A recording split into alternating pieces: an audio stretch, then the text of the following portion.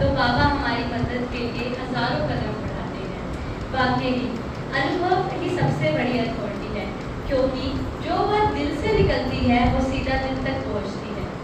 हकीकत बन जाती है जब याद में गहराई होती है। हकीकत बन जाती है जब याद में गहराई होती है। बाबा के साथ की हर पल एक नई सच्चाई होती है। जिन्होंने अनुभव किया है वो ही जानते हैं कि बाबा की छत्र छाया में ही असली भलाई होती है, असली भलाई होती है। थ्योरी तो हम सब सुनते हैं, लेकिन जब कोई अपना पर्सनल एक्सपीरियंस साझा करता है तो बात सीधा दिल तक पहुंचती है। अब मैं काव्या को आमंत्रित करती हूँ कि वो आए और बताए गोल्डन नॉलेज ने उनके जीवन को कैसे ट्रांसफॉर्म किया। काव्या प्लीज स्टेज पर आए और सबको अपने अनुभव से। ओम शांति। ओम शांति। मैं काव्या आज आप सबके साथ अपना एक अनुभव शेयर करना चाहती हूँ। कुछ समय पहले मैंने महसूस किया कि जब मैं शांति से योग करती हूँ तब अंदर से अलग ही शांति और सुकून मिलता है। इस अनुभव ने मुझे सिखाया कि असली खुशी बाहर नहीं बल्कि अंदर होती है। मुझे यह भी समझ आया कि हमें हमेशा पॉजिटिव रहना चाहिए और भगवान पर भरोसा करना चाहिए। ये छोटा सा अनुभव मेरे लिए बहुत स्पेशल है। मैं चाहती हूँ कि आप सभी अपना थोड़ा सा समय निकालकर अपने अंदर की आवाज़ को सुने। Thank you Baba, thank you centre का और दीदी का। उन्होंने मुझे अपना इतना प्यार दिया। सभी का धन्यवाद आपको, आपने सभी ने अपना कीमती समय दिया। योग करेंगे ना काव्या की तरह, सबको पॉजिटिविटी चाहिए ना, तो यस काव्या हम सब अच्छे से योग करेंगे। Thank you Kavya. Faith can move the mountains. So Kavya is saying कि हम सब अब अच्छे से योग करेंगे और अगर हमें विश्वास है तो हम पहाड़ भी हिला सकते हैं। तो अपना विश्वास पूरा रखना। अगली प्रस्तुति के बोल इतने प्यारे हैं कि मैं झूम उठती हूँ। वाह क्या जादू किया है तूने बाबा। वाकई बाबा का प्यार किसी मिरेकल से कम नहीं है। इसी मिरेकल को मंच पर उतारने के लिए पन्वी आप सबको डांस करके दिखाएगी। तो पन्वी के लिए जोरदार तालियां।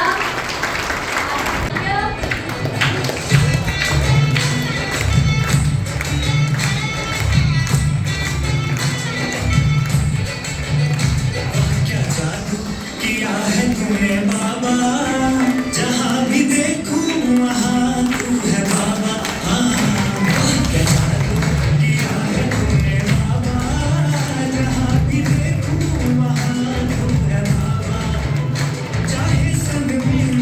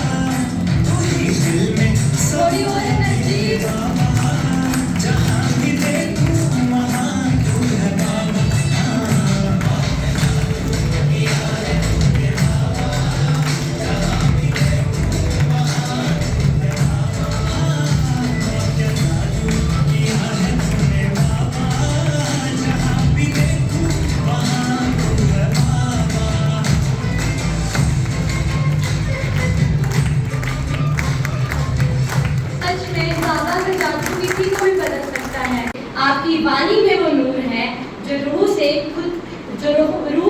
खुदा से मिला दे, जो रूह से खुदा से मिला दे। थैंक यू दीदी। अब समय है उस महान आत्मा के परिचय का जिन्होंने अपना जीवन ईश्वरीय सेवा में समर्पित कर दिया है। हमारी प्रिय आदरणीय चेतना दीदी जी। करनाल में दीदी का जन्म हुआ था। पिछले 35 वर्षों में दीदी एक तपस्वी की तरह बाबा का ज्ञान फैला रही है। आपके करनाल और राजस्थान के बाद साल 2002 से हमारे महम को अपनी सेवाओं से धन्य किया है। पिछले 24 सालों से आपकी पालना महम के हर घर में शांति और खुशियाँ बांट रही है। दीदी के लिए ये पंक्तियाँ कहूँगी। चेहरे पर मुस्कान और मन में सबके लिए दुआएं हैं। चेहरे पर मुस्कान और मन में सबके लिए दुआएं हैं। 35 साल के त्याग से आपने घर घर खुशियाँ फैलाई है, घर घर खुशियाँ फैलाई है। दीदी आपका भी दिल से धन्यवाद। इसी कड़ी में अब हम बात करेंगे सादगी और समर्पण की मिसाल आदरणीय सुमन दीदी जी। रोहतक में जन्मी दीदी बचपन से ही ईश्वरीय ज्ञान के रंग में रंगी हुई है। पिछले 25 वर्षों से अधिक की आपकी तपस्या है और साल 2002 से आपने चेतना दीदी के साथ कंधे से कंधा मिलाकर हमारे महम में सेवा समर्पित की है। आपकी उपस्थिति ही हम सबको शांति का अनुभव कराती है। दीदी के लिए ये पंक्तियाँ कहूँगी। सादगी ऐसी कि हर दिल को भा जाए, सादगी ऐसी कि हर दिल को भा जाए, और सेवा ऐसी कि सबका जीवन महक जाए, सेवा ऐसी कि सबका जीवन महक जाए। दीदी थैंक यू हम सबको इतना प्यार देने के लिए और हम सबकी इतना प्यार से रखने के लिए। दीदी आपकी पालना के लिए हम आपके बहुत ग्रेटफुल हैं। थैंक यू दीदी। कहते हैं कि जब शब्द कम पड़ जाते हैं तो कला आर्ट बात करती है। स्वागत की इसी कड़ी को आगे बढ़ाने के लिए मैं अनन्या को आमंत्रित करूंगी कि अनन्या अपने वेलकम डांस के जरिए अपनी खुशियों की वाइब्रेशन हम सब तक पहुंचाएंगी। अनन्या आइए और अपने डांस से इस सभा को और रोशन कीजिए।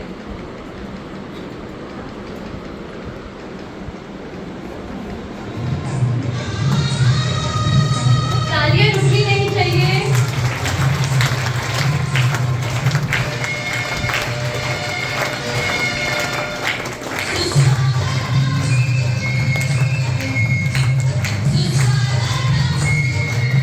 स्वागत है दीदी का, तालियां बजाएं।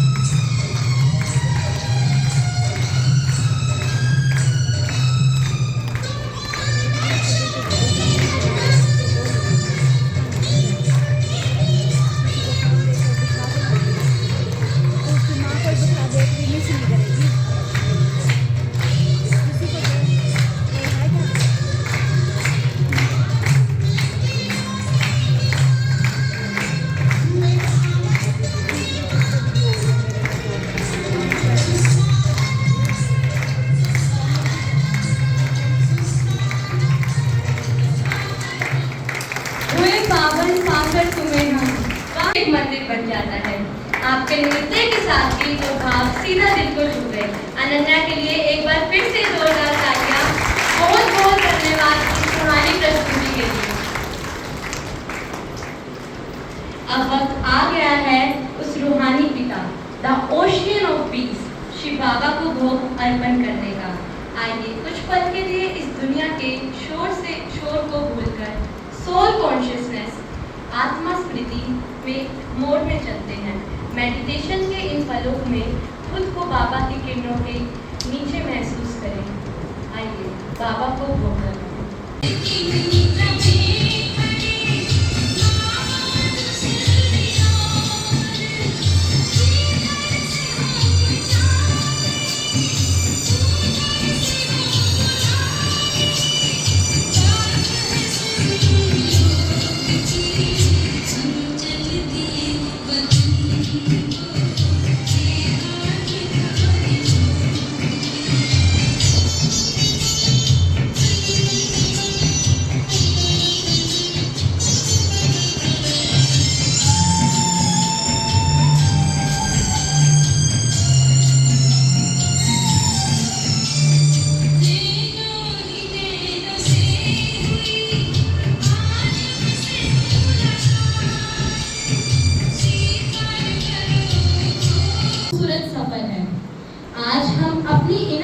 को चार्ज करने और सुप्रीम सोल परमपिता शिव परमात्मा से जुड़ने के लिए आए हैं। इस दिव्य यात्रा को शुरू करने के लिए मैं बड़े ही सम्मान के साथ हमारी आदरणीय सुमन दीदी जी को वेलकम स्पीच के लिए मंच पर आमंत्रित करती हूँ। दीदी, आपके शुभ वचन हमारी इस सभा के आधारशील बनेंगे। दीदी का तालियों के साथ स्वागत किया जाए। अच्छी लग रही है, ऐसा क्यों लग रहा है भाई का सारी आपकी खुलवानी है। आपकी छोटी छोटी कुछ ना कुछ अपने आप देखो कर रही है, तो इसका एक फर्स्ट डे है, फर्स्ट एक्सपीरियंस है, तो छोटी छोटी गलतियां करेंगी, लेकिन आपके सामने बड़ी होके इंटरनेशनल स्टेज पर जाएगी, ये मैं इनसे उम्मीद करती हूँ। और दीदी से रिक्वेस्ट है कि अपनी रूहानी दृष्टि से, अपनी रूहानी बोल से सबको दुनिया का जादू तो बस 2 पल का होता है, मगर बाबा का जादू सीधा रूह को छूता है। जो एक बार इस रूहानी रंग में रंग जाए, फिर उसे दुनिया का कोई रंग नहीं भाता है, कोई रंग नहीं भाता है। अब मैं बड़े ही आदर के साथ बीके मंजू दीदी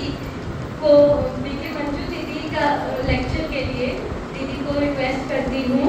दीदी प्लीज हमें अपना सुंदर सा ज्ञान शेयर करें। दीदी का सानिध्य हमेशा हमारे माइंडसेट को पॉजिटिविटी से भर देता है।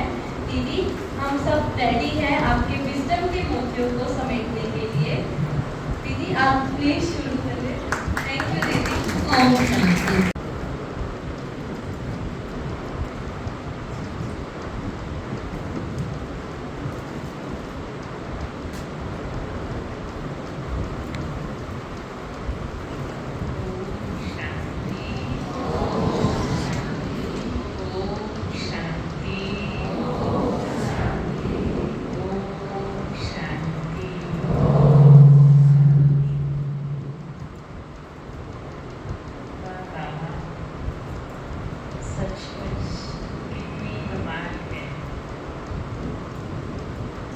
दिल से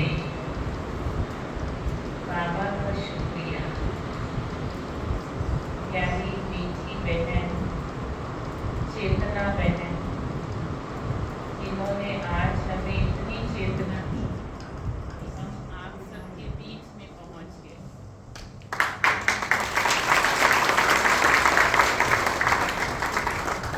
हमारा भी ये परम सौभाग्य है कि बाबा की शिव शक्ति सेना ना सिर्फ सेना है, लेकिन एक विशाल रूप में हृदय गदगद हो रहा है बाबा की शिव शक्तियों को निहार कर, देख कर, पाकर, मिलकर।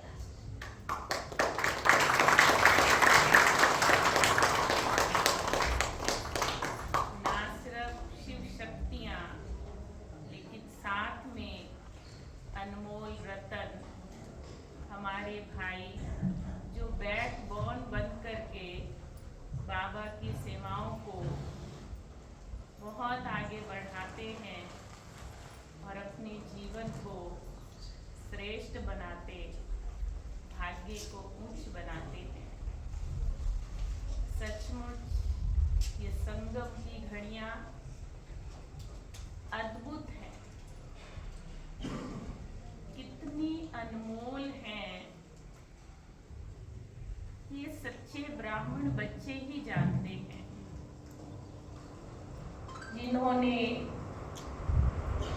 अंतर आत्मा से परमात्मा को पा लिया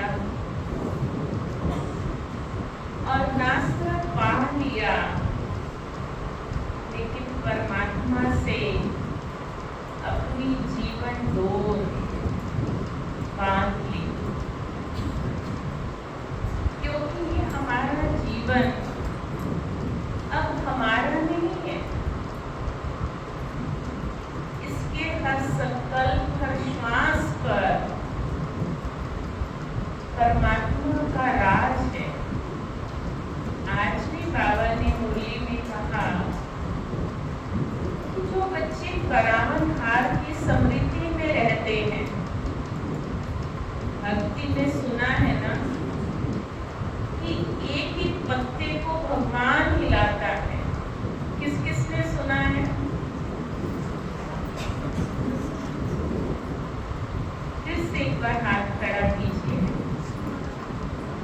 तो वो पत्ता कौन सा है? वो पत्ता कौन सा है जिसको भगवान हिलाता है? फिर से हाथ खड़ा कीजिए।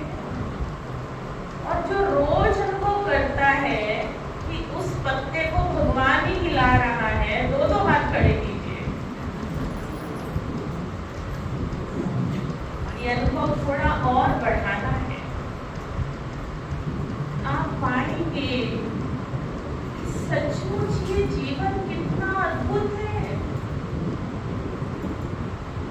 कितना आनंद देता है, कितना रस देता है और जीवन को निरंतर आगे बढ़ाता है।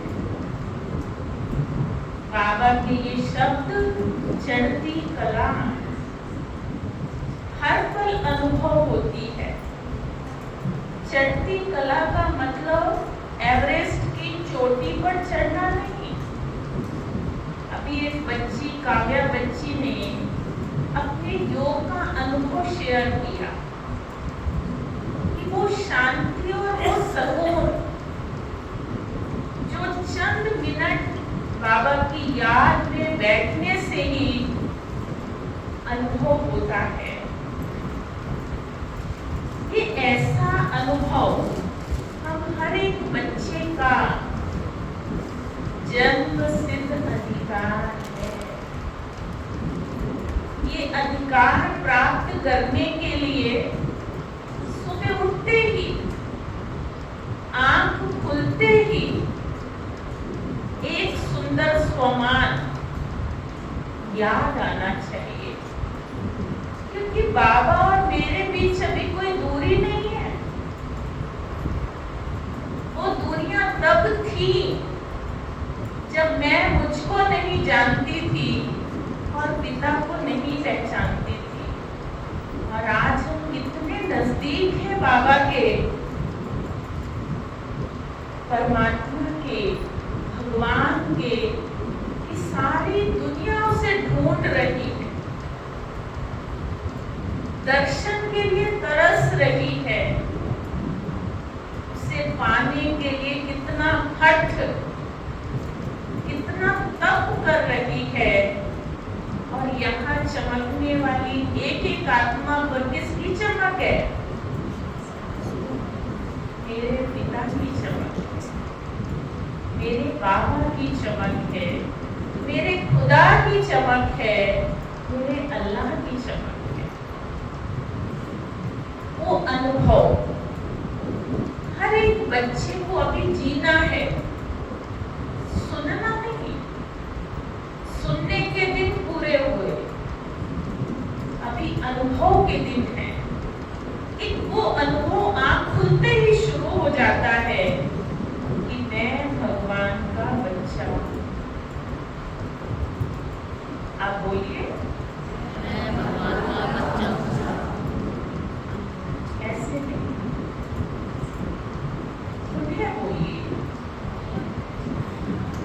बोलिए। देखो मिठास आई, अभी दिल से बोलिए। अभी कमर सीधी करके बोलिए। अभी अंदर मन से बोलिए। आप पाएंगे कि हर बार अनुभव चेंज हो रहा है। दिन में कई कई बार ऐसा करने से आप शांति के धनी बन जाए। आपके अंदर खुशियां इतनी भर जाएंगी कि अगर कोई परीक्षा, कोई हलचल ऊपर नीचे हो भी रही है तो बाबा कहते हैं कि जो हमेशा मेरा बच्चा बन के रहता है वो हलचल को भी झूला अनुभव करता है। उसे लगता है कि आज बाबा मुझे अच्छे से झूला रहा है। लेकिन कब? जब बच्चा बनकर रहेंगे। और जो भगवान का बच्चा बनकर रहता है ना, वो बच्चा रहता है, वो सुरक्षित रहता है। एक अनुभव की बात सुनाती, पीछे तक आवाज आ रही है। एक भाई जी जो बहुत पढ़े लिखे थे, इतनी पढ़ाइयां उन्होंने कर ली कि अब उनके मतलब की जॉब उनको नहीं मिलती थी, क्योंकि बहुत ज्यादा पढ़ाई कर ली। अभी क्या करें, भटक रहे हैं, इतना अधिक पढ़ लिया। कभी तनख्वाह कम है, कभी ऑफिस छोटा है, तो कभी बॉस अच्छा नहीं है, मतलब बहुत सारी बात। तो वो एक महात्मा जी के पास गया, उससे बताया अपनी मन की व्यथा कि महात्मा जी मैंने इतनी डिग्रियां ली हैं, मेरे कोई काम ही नहीं आ रहे। मेरे पास धन तो बहुत है, मेरे पिताजी बहुत अमीर हैं, भरपूर हैं, तो मैं क्या करूं? मेरे को नौकरी नहीं मिल रही है। तो महात्मा ने उसकी बात को बड़े ध्यान से सुना। आप भी ध्यान से सुन रहे हैं? अगली बात हमारे लिए जरूरी बात है, अगर हम सुनेंगे तो हमें हमेशा काम आएगी। महात्मा ने उसकी बात को ध्यान से सुना और कहा कि बच्चा, अगर तुम्हें नौकरी नहीं मिल रही है तो तुम एक काम करो, एक दूसरे व्यक्ति को तुम नौकरी पर रख लो। वो क्या करेगा? मैं क्या नौकरी पर रखूं? बोला तुम इतनी डिग्रियां ले चुके हो, इतनी पढ़ाई पढ़ चुके हो, इतने तुम रिच बाप के बच्चे हो, तो तुम एक व्यक्ति को नौकरी पर रख लो कि वो तुम्हारा छाता लेके चले तुम्हारे ऊपर, ताकि सबको पता पड़े बड़ा आदमी। समझे? हम इतने बड़े हैं कि नहीं? कौन कौन बड़े बाप के बच्चे हैं? इतनी देर नहीं लगाते, हाथ खड़े करते हैं। हमारी छतरी तो कौन लेके चलता है?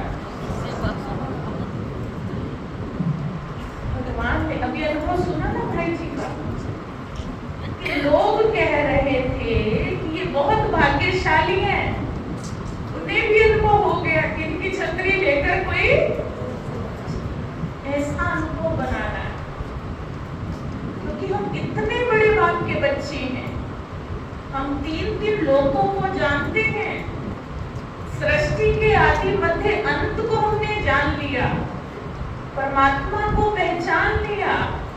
4 धाम हम घर बैठे कर सकते हैं।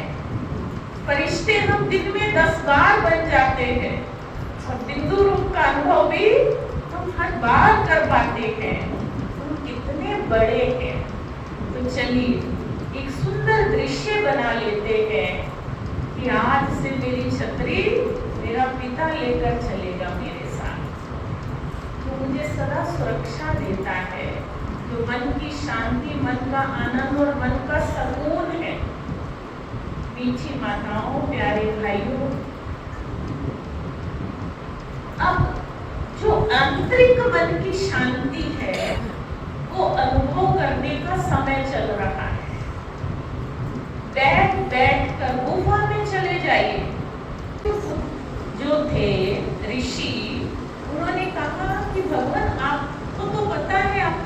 जानते हो? उन्होंने कहा नहीं, आप अपने मुख से बोलो आपको क्या चाहिए। तो उन्होंने बोला हमें आपके जैसा शक्तिशाली पुत्र चाहिए। तो शिव बोले तथास्तु। समझ गए? आप अगर बोलते हैं कि मैं शक्तिशाली आत्मा हूं तो शिव क्या कहते हैं? अगर हम कहते हैं शिव बाबा शक्ति दे दो, शक्ति दे दो, क्या रेस्पॉन्स है? जीरो रेस्पॉन्स, कुछ नहीं। मांगने से कुछ नहीं मिलेगा, ये ज्ञान मार्ग का नियम है। इसलिए बाबा संकल्पों को खजाना कहता है। ऐसे विचार जिसमें प्राप्ति है, तृप्ति है, भरपूरता है, वो हमें संजोकर रखने हैं, सजाकर रखने हैं। जैसे बाबा हमेशा कहते हैं कि मेरा एक एक बच्चा माला माल है। अब हम अनुभव करें, अभी बैठ जाइए और अनुभव कीजिए कितनी प्राप्तियां बाबा ने मुझे कराई। श्वासों की, समय की, श्रेष्ठ संकल्पों की, स्वस्थ शरीर की, संगम के समय की, दिव्य वरदानों की। ये सब क्या है? तो मन से क्या ख्याल आ रहा है? अरे वाह, मैं तो कितनी माला माल आत्मा, मैं तो कितनी भरपूर आत्मा हूँ, कितनी संतुष्ट आत्मा हूँ। कब? जब हम एक एक खजाने पर नजर डालेंगे, नजर रखेंगे, तो वो सब हमारा है, वो सब हमारा है। पहली बार मैं भगवान का बच्चा, दूसरी बार मैं सदा दिव्य बुद्धिमान आत्मा हूँ। ताकि आपके मन में उठते ही ख्याल आए कि ये सब भगवान का है, मेरा नहीं। मेरे बच्चे कहेंगे तो टेंशन किसको होगी? बोलो बोलो। मेरा घर कहेंगे तो चिंता किसको होगी? मेरी देवरानी ये करती है, मेरी जेठानी वो करती है, तो चिंता किसको होगी? अब जब सब बाबा का है तो चिंता किसको होगी? पक्का? ढीला ढाला बोल रहे, भूख लगी? भूख किसको लग गई?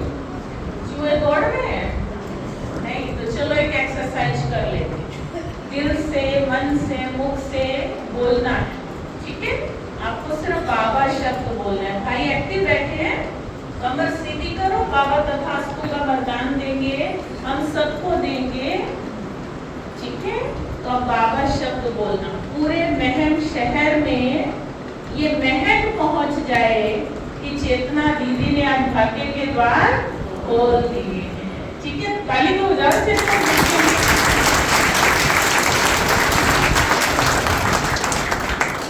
ठीक है, चलो अब एक्टिव हो गए सब। तो आपको अंतर मन से बाबा शब्द बोलना है, ठीक है? मैं किसका बच्चा हूँ?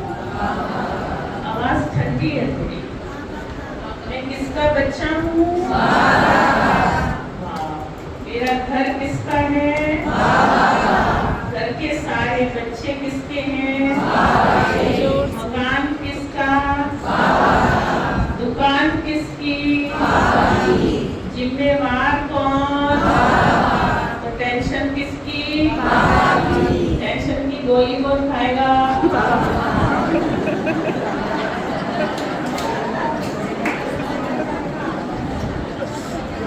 आपने कहा ना बाबा की, तो टेंशन की गोली कौन खाएगा? हम फ्री हो गए, अपने लिए ताली बजाओ। कितना सहज मंत्र दिया है बाबा ने।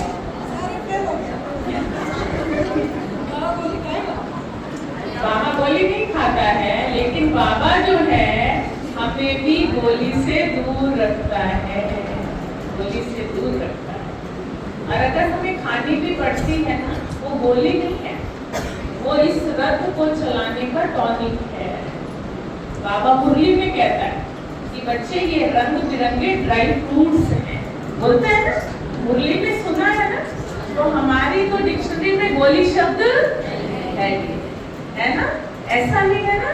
तो इतनी छत्र छाया बाबा की हम पर बनी हुई है, ठीक है। तो घर मंदिर जैसा लगेगा कि नहीं? कैसा भाव आएगा कि बाबा का घर है, एक एक सदस्य बाबा का बच्चा है। तो जब हमारे भाव बदल जाते हैं तो भावनाएं अपने आप शुद्ध हो जाती हैं। और सच मानिए हम यही सीखने आए यहाँ पर।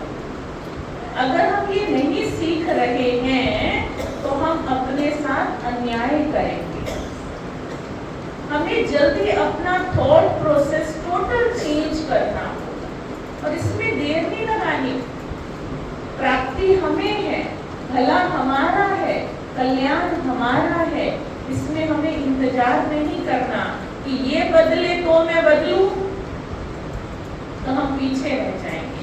कोई बदले या ना बदले मुझे, क्योंकि मेरा बाबा कहता है कि बच्चे स्व परिवर्तन से, तो मैं किसका इंतजार कर रहा? मैं क्यों वो लंबी लाइन में खड़ा? मैं किसका इंतजार क्यों करूं जब बाबा ने मुझे इतनी सुविधाएं दी है? क्या सुविधा दी है? अमृत वेले दी है ना। कोई भी समस्या है रात को लिख दो, सुबह अमृत वेले समाधान। किस किस का अनुभव है? अगर अमृत वेले नहीं है तो बाबा की मुरली है। कितना सुख देता है कि मैं अपने दिल की बात बाबा से शेयर कर दी। अगर बाबा की मैं बातों को कैच नहीं कर पाई तो मुरली सुनकर हर समस्या का समाधान, है ना। फिर तीसरी बात, कर्म योगी स्थिति। साधारण स्थिति में हम नहीं रह सकते। कर्म हमें सब करने हैं, लेकिन याद में किसका कार्य कर रहे हैं? किसका कार्य? कुछ भी, रोटी बनाए, सब्जी बनाए, झाड़ू पोछा लगाए, कपड़े धुलाए, यही तो घर में काम होते हैं। लेकिन किसका है? देखो, घर से भक्ति मार्ग में घर से कोई मंदिर में जाता है, मान लो उसकी तबीयत ठीक नहीं है, लेकिन नहा धो के मंदिर पहुंच जाता है। भाव है कि मंदिर जाएंगे तो ठीक हो जाएंगे। अब मंदिर में पुजारी जी ने कहा कि अच्छा आप आई हो तो थोड़ा झाड़ू पोछा लगा दो, तो क्या करेंगे उस समय? खुशी खुशी लगाएंगे कि नहीं? क्यों? क्योंकि भगवान का है, मंदिर है। और घर में ठीक ठाक बैठे सोफा पे, कोई कह तो दे, क्या सब मुस्कुराने लगे? क्यों? वो मंदिर लग रहा है, ये मंदिर बनाना है, लगता नहीं है, बनाना है। तो कौन कौन कौन अपने घर को मंदिर समझता है? तो मंदिर में कितनी बार सफाई होती है? तो कौन कौन करता है 2 बार घर में सफाई?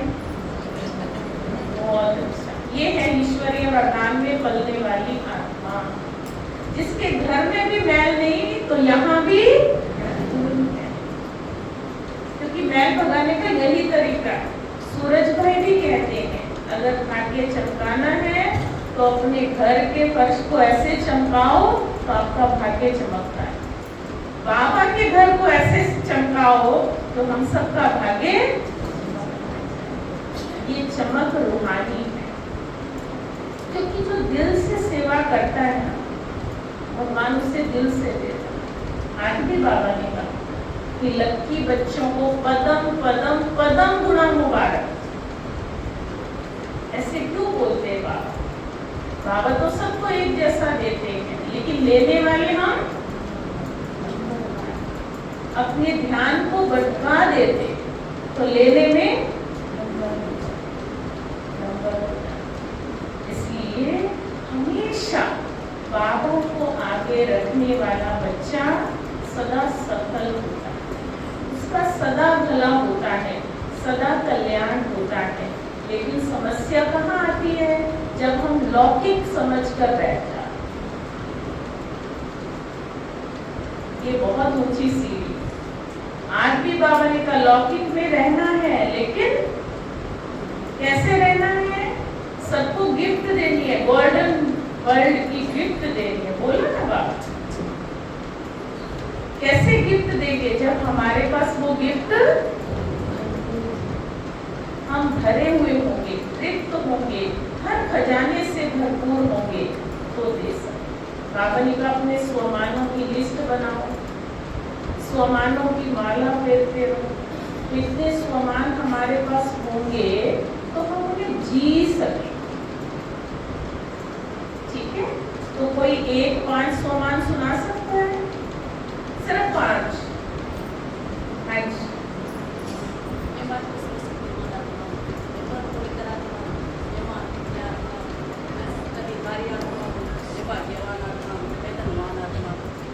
शक्तिशाली आत्मा बस तो बहुत माल है। तो इतना ही अपने आप को तरोताजा रखना है, भरपूर रखना है, क्योंकि ये साधारण स्वमान नहीं है, ये भगवान के लिए। मुझे शांति चाहिए। अब सोचो कभी शांति नहीं मिलेगी, और अनुभव कीजिए मैं शांत स्वरूप आत्मा हूं। अब शांति से भरपूर। ये बाबा की ब्लेसिंग है अपने हर बच्चे की। ठीक है, तो इस स्वमान का अनुभव हर एक को होने चाहिए, अपने अपने स्वमान। सबसे पहला स्वमान भगवान का बच्चा, दूसरा स्वमान दिव्य बुद्धिवान आत्मा हूँ, ताकि भौतिक रिश्तों से, दैहिक रिश्तों से बुद्धि एकदम परे होती जाए। तीसरा मैं सर्व प्राप्ति स्वरूप आत्मा हूँ। कुछ ऐसा नहीं है जो बाबा ने मुझे नहीं दिया, सब दिया। अनुभव करने की आवश्यकता है, सुनने की नहीं, फील करने, बोलने की नहीं, प्राप्तियों का अनुभव करने। और चौथा स्वमान है मैं। 3 स्वमान पक्के कर लिए सबने? सब कर लो, एकदम तरोताजा रहने वाले हम, बाबा से सीधा कनेक्ट हो जाते हैं। चौथा स्वमान है मैं सदा निर्बंधन आत्मा। शरीर से अगर कोई बांध भी रहा है कि अभी नहीं, बाद में मन से मैं स्वतंत्र हूँ। कैसे? 4 धाम कराते हैं तो स्वतंत्र है। 3 लोगों का चक्कर लगाते हैं, स्वतंत्र है ना। 5 स्वरूपों का दर्शन कर लेते हैं, स्वतंत्र है। तो ये सब कला किसने सिखाई? और 5वां स्वमान जो बहुत बहुत कीमती है, जो हमें बाप समान बनाता है। आज भी बाबा ने कहा कि बाप समान बनने का लक्ष्य भी रखो और लक्षण भी दिखाओ। वो है मैं मास्टर सर्वशक्तिमान आत्मा। ये बोलना नहीं है, अनुभव करना है। क्या अनुभव करेंगे? क्योंकि जितना हम अंदर से स्वमान को बोलते हैं, तो ब्रह्मांड से ब्रह्मलोक का पिता वो दिव्य शक्तियां मुझ आत्मा में भर देते। सहन करना सीख लिया, परखना सीख लिया, सही समय पे सही निर्णय करना आ गया, समाना आ गया, समेटना आ गया, विड्रॉ करना आ गया। कितनी शक्तियां बाबा ने मेरी बढ़ा दी, और इसी से मैंने जीवन को सहज बनाया है। नहीं तो जीवन में सहज नहीं होंगे जब तक बाबा से शक्तियों का अनुभव नहीं करेंगे। शक्तियां, खजाने और प्राप्ति, ये हमारे मन को मंदिर बनाते हैं। और जिसका मन मंदिर होता है, उसके घर के हर कोने से लाइट आती है, प्रकाश आता है, नूर आता है, तेज बरसता है। मंदिर में जाके यही तो अनुभव करते हैं, यही तो अनुभव करते हैं। तो हमारे घर से भी तेज आ रहा है, परमात्मा का तेज, क्योंकि सब खजाने हैं, सर्व प्राप्तियां हैं और सर्व शक्तियां हमारे पास। तीनों स्टोव किस किस के पास भरपूर है? थोड़े थोड़े खाली भी हैं, नहीं, आज सब भरपूर हो जाओ। चलिए अंदर ध्यान हो जाइए, कमर सीधी कर लीजिए, दोनों हाथ अपने ध्यान मुद्रा में, एक लंबी गहरी सांस लेंगे, एक बार और लंबी गहरी सांस लेंगे, एक बार और। आज बाबा ने कहा कि बच्चे देह भान से मुक्त हो जाओ, देही अभिमानी बन जाओ, नेचुरल हो जाओ। तो चलिए सबसे ऊंचा मंत्र, मंत्रों का राजा, ओम का उच्चारण करेंगे एक साथ मिलकर, अंतरात्मा से जुड़ जाएं, एकदम शांत बिंदु स्वरूप में टिकते हुए लंबी गहरी सांस लेते हुए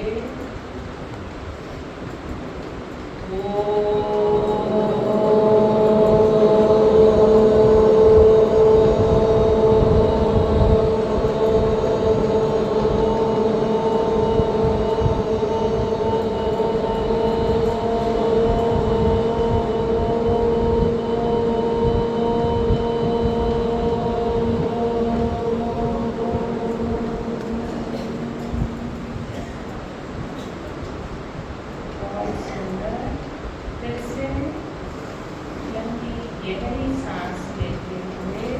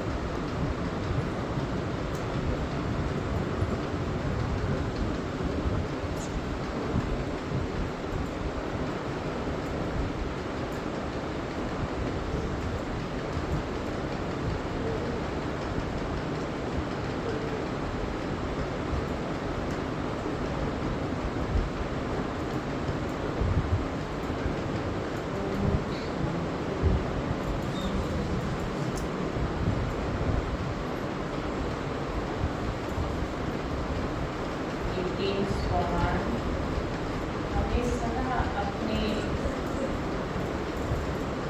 मन और बुद्धि से बाबा से जोड़कर रखेंगे, प्राप्तियों से जोड़कर रखेंगे और अंतरात्मा हमेशा सुखद अनुभव करेगी।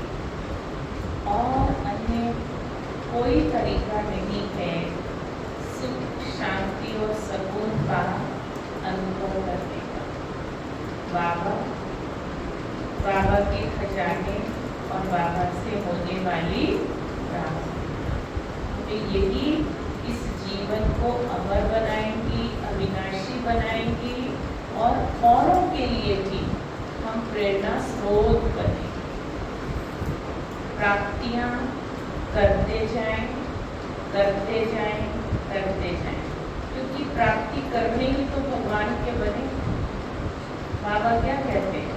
सारा भारत, सारा विश्व इंसॉल्वेंट बन गए, कंगाल हो गए सब, और बाबा के बच्चे देखो कितने माला माल हो गए। यही सबसे बड़ी परमात्मा प्राप्ति। ठीक है, तो आप गृहस्थी बनकर रहेंगे, सन्यासी सन्यासी गृहस्थी मतलब घर में भी रहे, घर नहीं छोड़ना।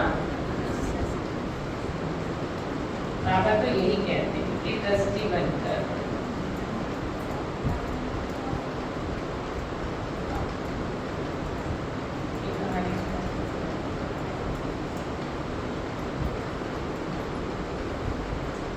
एक भाई कबीर जी के पास आया,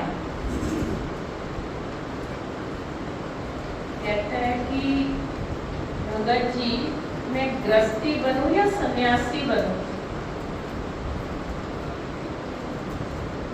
क्या बनूं? तो उस समय भी डेमो देने का रहता था। कबीर जी ने कुछ नहीं बोला, डेमो दिया। डेमो समझते हैं? प्रैक्टिकल उन्हें दिखाया कि देखो ये गृहस्थी होता है और ये सन्यासी होता है। कैसे? कबीर जी उसे अपने घर ले गए, बिठाया और अपनी पत्नी को कहा कि 2 कप चाय ले आओ और लालटेन जला। सूरज निकला हुआ है, लालटेन जला दो और चाय लेके आओ 2 कप। तो जब उसने अपनी पत्नी को कहा लालटेन जला दो, अब उसे गुस्सा आ रहा है, तो कुछ बोल नहीं रही क्योंकि मेहमान आए हुए, कि सूरज निकला है, घर रोशनी से भरा हुआ है और ये बंदा क्या कह रहा है? तो उसने लालटेन जला दी, लेकिन गुस्से में जलाई। अब गुस्सा कहाँ निकाला मालूम है? जो 2 कप चाय बनाई थी ना, उसमें चीनी की जगह नमक डाल दिया। और जब वो 2 कप चाय आई, एक मेहमान के लिए और एक कबीर जी के लिए, तो मेहमान को बेचारा टेस्ट करके रह गया कि कैसी चाय है। और कबीर जी ने जब चाय पी तो बोला वाह भगवान, बड़ी टेस्टी चाय बनाई। ठीक है, तो कबीर जी उसको कहने लगे कि देख, ये है तेरा गृहस्थी बनने का डेमो। अगर गृहस्थी चलानी है तो ऐसे चलना है। ठीक है भाई जी, ठीक है माताएं। दूसरी बात, अब सन्यासी बनूं तो वो भी एक डेमो। एक महात्मा जो बहुत ऊंची पहाड़ी पर रहता था, वो नीचे से ऊपर चढ़ रहा है, और कबीर जी अपने उस मेहमान को लेके उसके पास गए। कबीर जी उस महात्मा को पूछ रहे हैं, उस व्यक्ति के सामने, महात्मा जी आपकी उम्र कितनी है? महात्मा जी बड़े प्यार से कहते हैं, बेटा मेरी उम्र है 80 वर्ष। महात्मा अपनी पहाड़ी चढ़ता जा रहा है, चढ़ता जा रहा है। कबीर जी फिर उसे पूछते हैं, महात्मा जी आपकी उम्र कितनी है? महात्मा जी फिर रुक के उसको बोल रहे, बेटा मेरी उम्र है 80। ठीक है, महात्मा और ऊपर चढ़ गया। कबीर जी बहुत ऊंची आवाज में पूछ रहे, महात्मा जी आपकी उम्र कितनी है? अब महात्मा जी ऊंची आवाज में नहीं बोले। महात्मा जी पहाड़ी चढ़ चुके हैं, पहाड़ी फिर से नीचे उतरे और कबीर जी के आके पास आकर बोले कि बेटा मेरी उम्र है 80 वर्ष। समझ गए? तो ये था सन्यासी बनने का डेमो कि गृहस्थी आपको बनना है तो ये सब सहन करना होगा, और महात्मा बनना है तो चिल्लाना भी छोड़ना पड़ेगा। अब आपके ऊपर है कि आपको महात्मा बनना है, सन्यासी बनना है या गृहस्थी बनना है। ठीक है, और हम कितने भाग्यशाली हैं कि हमें भगवान ने कहा है गृहस्थी बनना। गृहस्थी कौन होते हैं? 2 विशेषताएं 1 महीने से बाबा समझा रहा है। अव्यक्ति शाहे में मधुरता और नम्रता। पिछले 1 हफ्ते से किसने कड़वे शब्द नहीं बोले?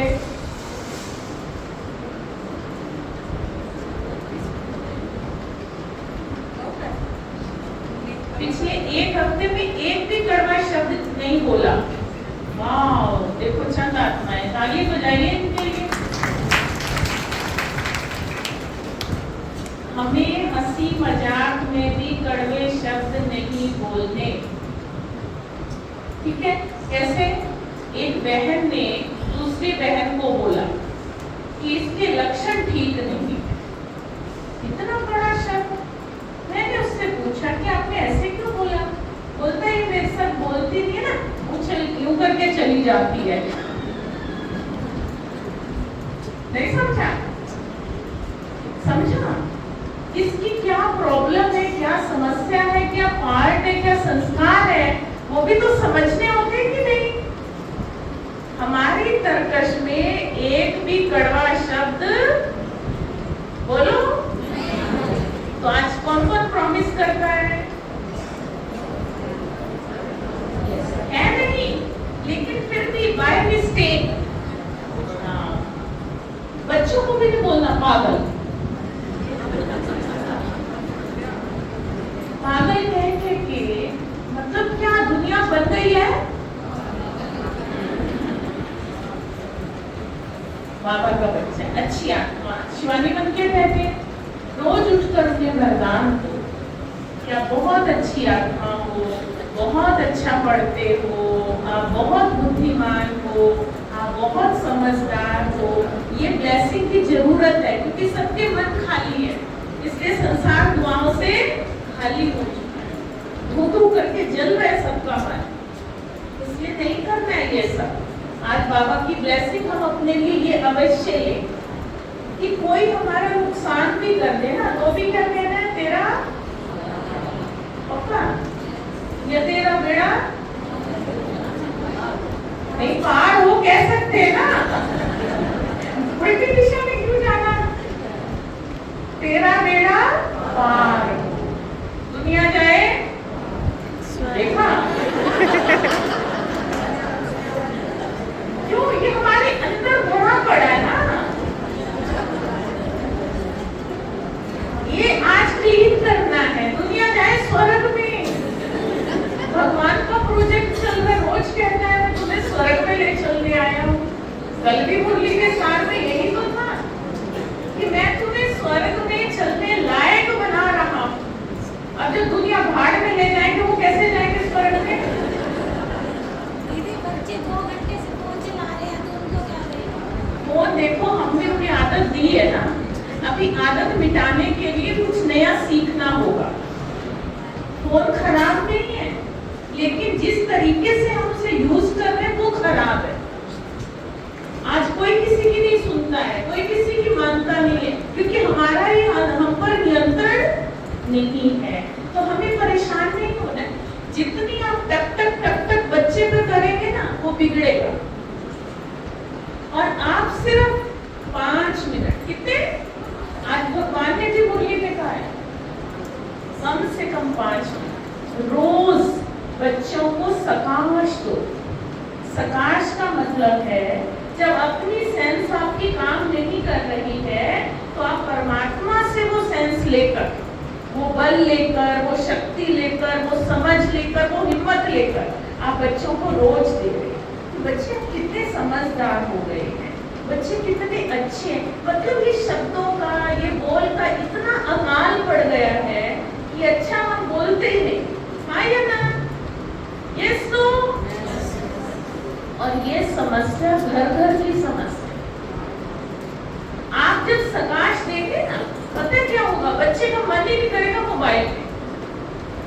यस, लेकिन उससे पहले मुझे तैयार होना है मन से कि ये मुझे सिद्ध करना है। अभी पिछले हफ्ते ही एक माता जी आए, वो आते ही हैं, 72 से 75 साल की उम्र है उनकी, अकेली रहती हैं और वो जन्म से ही बाजार का कुछ नहीं खाती हैं। ज्ञान में आए उन्हें 10 साल हुए हैं।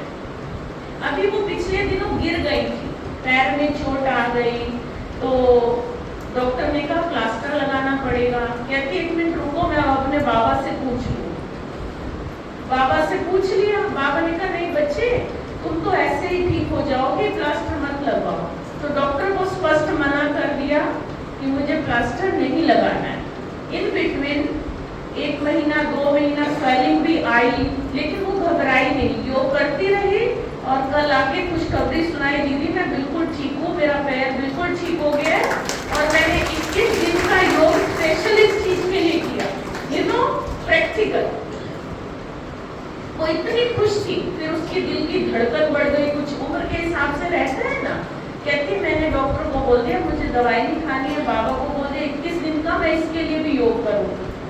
और वो रिपोर्ट भी उसकी नॉर्मल हो गई। वो इतनी खुश थी कि दीदी मेरा योग सफल हो गया, 21 दिन में मेरी दिल की धड़कन भी नॉर्मल हो गई। इस शुरुआत हमें अपने से करनी है। हम चाहते हैं कि पहले ये ठीक हो जाए तो मैं ठीक हो जाऊं, ऐसे नहीं हो, पीछे ही रह जाएंगे।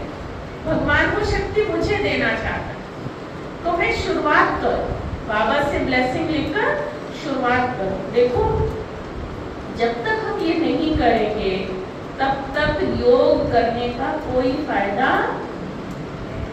एक सुरक्षा कवच अपने घर के चारों ओर बनाना होगा। आज भी कुछ माता पिता हैं, रात को 9 बजे से पहले नेट बंद होना चाहिए, ये घर का नियम है। नियम है, वो खुद भी यूज नहीं करते हैं, बच्चे भी उनके उठा नहीं सकते 9 बजे के बाद। नियम बना हुआ है, आप पढ़ो, आप आर्ट ड्राइंग करो, आप खेल कूद करो, कुछ भी करो, लेकिन आप मोबाइल को छू नहीं सकते। नियम बना, तो वो बच्चे कितने सुरक्षित हैं, बाबा से जुड़े हुए हैं। नीट के पेपर देने की तैयारी कर रही है, एक सॉफ्टवेयर इंजीनियर बन गई है, मतलब कितना उनको फायदा हो रहा है कि सही दिशा में बच्चे जा रहे हैं।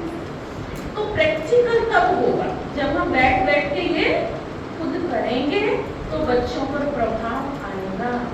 एक भाई जी जो बिल्कुल बहरे थे, कुछ नहीं सुनता है उनको, रोज सत्संग में आके सबसे आगे बैठ जाते थे, सब मुस्कुराते थे तो वो भी मुस्कुराता था, महात्मा जी प्रवचन करते थे। एक भाई आया, उसने महात्मा जी को बताया कि ये जो भाई बैठता नहीं, वो सुनता नहीं है, बहरा है। तो महात्मा को भी बड़ा हैरानी हुई कि रोज आके सबसे आगे बैठ जाता है और सुनता है नहीं इसको कुछ। महात्मा ने उसको बुलाया और उसके कान में बोला कि आपने क्या सुना? इशारे से बोला कि आप क्या बोल रहे हो, मुझे कुछ समझ नहीं आ रही। उसने लिख के दिया कि आपने सत्संग में क्या सुना। उसने लिखा कि मैंने तो कुछ सुना नहीं, क्योंकि मैं सुन ही नहीं सकता। उसने कहा फिर तुम सबसे आगे आके क्यों बैठता है, अगली बार ध्यान से सुनिएगा। उसने कहा कि मैं कुछ नहीं सुनता हूँ, मैं अपने घर में सबसे बड़ा हूँ, मैं जब यहाँ आके बैठता हूँ, रोज रोज आकर के बैठता हूँ, तो मेरा बच्चा भी आकर मेरे पीछे बैठ जाता है। और मेरा अनुभव है कि जब कोई महात्मा प्रवचन करता है तो उसकी तारीफ भगवान से जुड़ी होती है। वाइब्रेशन बड़े स्ट्रॉन्ग होते हैं, इसलिए मैं आगे ही आके बैठ जाता हूँ। और ये आप खुद भी महसूस करके देखते होंगे कि जो आगे प्राप्ति है वो पीछे। तो वो कहते हैं कि जब मैं करूंगा तभी तो मेरे बच्चे मुझे देखकर करेंगे, मैं इसलिए भी आकर सबसे आगे बैठ जाऊं। अब हमारी समस्या कहाँ है कि बच्चे सुनते ही नहीं। हाँ या ना? बच्चे सुनते ही नहीं। ये बहन जो हमारे साथ आई है, सोनिया में खड़े हो ना, ये कितनी बड़ी है मालूम है? एक बच्चा इनका LLB कर रहा है और एक बच्चा CA कर रहा है। इनके अनुभव आप सुनो। ये बाबा के घर में इतनी सेवाएं देती है, इतनी सेवाएं देती हैं, इन्हें लगता है कि बाबा ने मेरे बच्चों को कितना अच्छा बनाया है। दोनों बच्चे भक्ति करते हैं, बाबा के प्रति उन्हें बहुत प्यार है, बाबा के घर आते हैं, लेकिन दुनिया में 1% बुद्धि नहीं है, मालूम है?